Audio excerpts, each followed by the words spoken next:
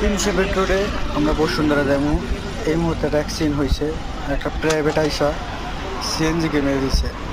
সিএনজির ভিতরে দুজন যাত্রী ছিল, তারা গুরুতর আহত হয়েছে, তারা হাসপাতালে গেছে।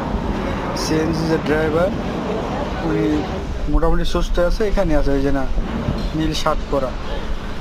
কিন্তু একজন মানুষ 300 ফিটে, যেসব মানুষ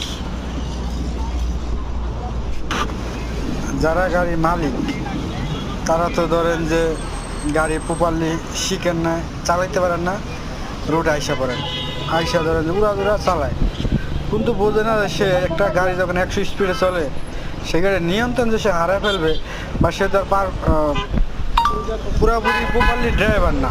উনি যে প্রপারলি ড্রাইভার, উনি যে সবসময় রোডে চলে, তার ওনারা রোডের অভিজ্ঞতা। কারণ এই 300 ফিট রোডে সব মানুষই গাড়ি মিনিমাম তো 100-তে টানি, মিনিমাম 80 বা 100 গতি যায় না। তো সিএনজি এত গতি ওঠে না। তো এই যে একটা প্রাইভেট দেখেন, এই প্রাইভেটটা জায়গা পিছন মেরে দিছে।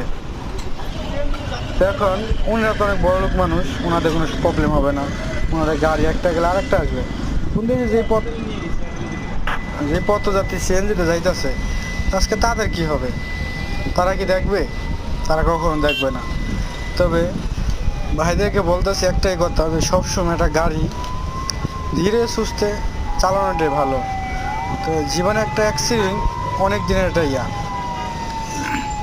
আজকে এই জন্য এই গাড়িটা দেখেন কি অবস্থা, বসকে ফেলছে, গাড়িটা পুরোপুরি বসকে ফেলেছে। তো আজকে